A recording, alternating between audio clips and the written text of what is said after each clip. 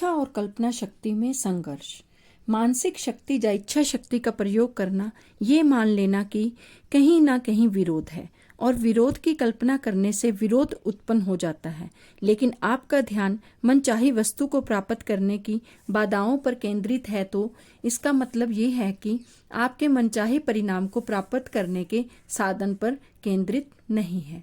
Bible में कहा गया है, लेकिन आप में से दो मनुष्य विषय में किसी भी बात पर सहमत हो जाएं और मांगे तो स्वर्ग में बैठे मेरे पिता उन्हें दे देंगे। ये किसके बारे में बोला गया है?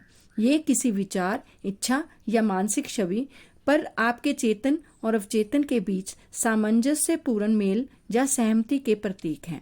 जब आपके मस्तिष्क के भिन्न भिन्न हिस्सों में कोई संघर्ष नहीं होगा तो आपकी प्रार्थना का परिणाम मिलेगा जिससे आप सहमत हैं।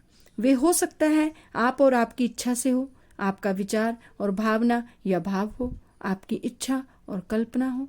इच्छाओं और कल्पनाओं में सारे संघर्षों से बचने का तरीका निष्क्रिय उन्निंदी अवस्था में पहुंचना है, जो सारे प्रयास को न्यूनतम कर देती है। चेतन मन उन्निंदी अवस्था में काफी हद तक कम जाता है।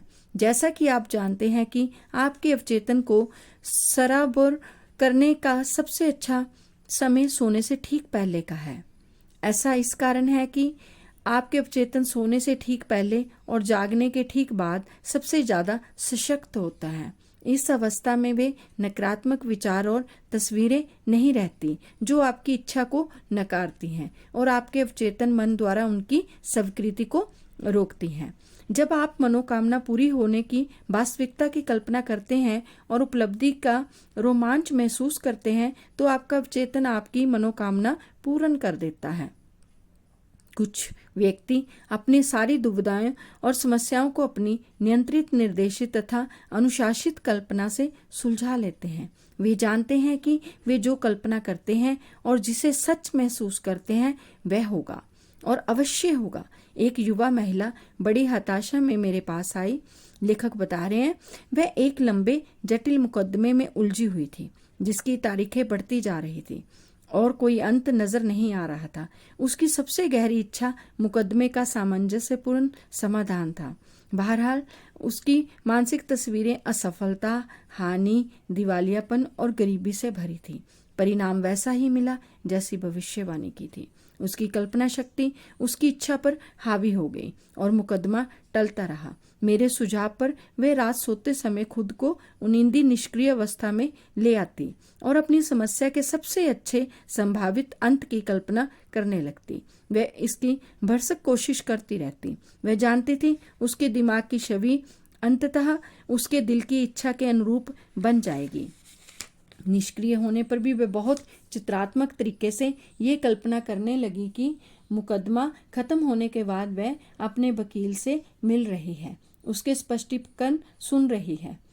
वकील ने कहा कि मुकदमे का कोर्ट से बाहर समझौता हो गया। ये बिल्कुल उचित समाधान है। दिन में जब वह भय के विचार उसके दिमाग में आते थे तो वह महिला वकील से मुलाकात का मानसिक वीडियो टेप चला देती थी जिसमें शब्द और हाव भाव भी थे। उसने वकील की मुस्कुराहट और उसके अंदाज, उसकी आवाज, उसके विशिष्ट शब्दों की कल्पना भी की।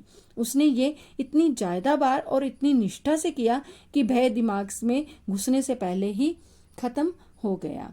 कुछ सप्ताह बाद उसके वकील ने उसे फोन किया और उसने वही कहा जिसकी वह कल्पना कर रही थी और सच मान रही थी। मुकदमे में समझौता हो गया। वह जानती थी समझौता उचित ही होगा। ये भजनकार का मतलब है कि मेरे शब्द और मेरे हृदय का मनन आप ही स्वीकार करें। हे ईश्वर, मेरी शक्ति और उद्धार आपके अवचेतन मन की शक्ति और बुद्धिमत्ता जो बीमारी, बंधन, दुख से मेरा उद्धार कर सकती है। उन्नति अवस्था में चेतन और अवचेतन मन के बीच संघर्ष नहीं होता। सोने से पहले अपनी इच्छा के पूर्ण होने की बार बार कल्पना कीजिए। शांति से सोएं और खुशी से जागें।